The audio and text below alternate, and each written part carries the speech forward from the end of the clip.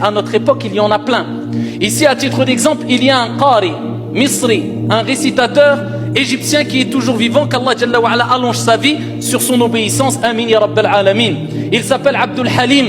Et lui, il nous raconte ce récit qui a eu lieu, si je ne me trompe pas, il y a plus de 20 ans ou 20 années en arrière. 20 années en arrière.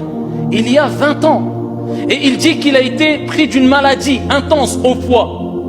Il est parti chez le médecin, bien sûr, en utilisant les causes, c'est ce qui est demandé. Et après plusieurs analyses, eh bien, le médecin l'a convoqué.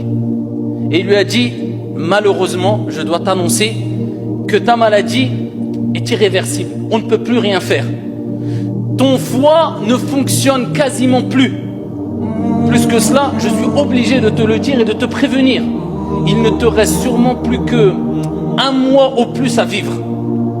Alors le qari, le récitateur qui est toujours vivant, et ce récit est cité par lui-même il y a 20 ans en arrière, eh bien quand il est sorti de chez le médecin, bien sûr quelque part, pris d'émotion, pris de peur, c'est humain, nous sommes des êtres humains, mais avec une confiance sûre et complète en Allah subhanahu wa ta'ala, il s'est rendu chez son père et lui a dit, j'ai été éprouvé, tu vas être éprouvé, je dois te raconter ce qui s'est passé.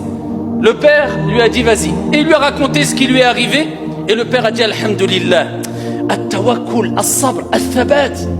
C'est au moment où on apprend le malheur. C'est pas 5 heures après, c'est pas 2 jours après, c'est pas 1 an après. Il dit la louange est Allah, il s'en est remis à son Seigneur tabaraka wa ta'ala. Et là le père lui a dit eh bien toi tu es meilleur que beaucoup d'autres. Parce que d'autres personnes sortent le matin et ne reviennent pas le soir chez eux. Ils sont morts, tu as un accident ou autre, ils ne s'y attendaient pas. Contrairement à toi, Dieu t'a laissé 1 mois devant toi. C'est comme s'il te prévenait, tu as 1 mois pour te rapprocher de ton Seigneur.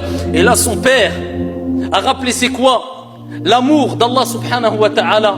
Et le fait de se préparer pour l'au-delà. Il lui dit, oh mon fils, montre-moi maintenant à travers tes actions ce que tu vas préparer pour ton au-delà.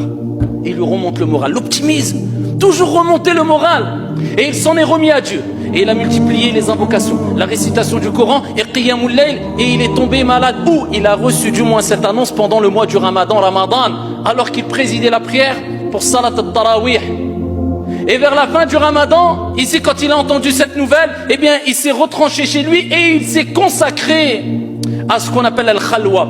Il s'est isolé entre lui et son Seigneur tabaraka wa ta'ala. Et ce qu'il dit à ce moment-là est quelque chose de très intense. Il dit j'ai fait plusieurs nuits Qiyamul Layl, toutes mes nuits ou la quasi-totalité de mes nuits, je l'ai passé en priant.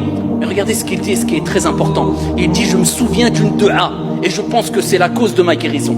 Il dit lors du dernier tiers de la nuit, il n'a pas dit j'ai invoqué Allah simplement. Il a dit j'ai parlé à Allah.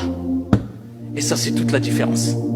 Il y a une différence entre invoquer Allah de façon mécanique et parler à Allah avec ton cœur. Et il dit j'ai parlé à Allah et je lui ai dit ya Allah, tu sais que quand il y avait des malades, eh bien je me rendais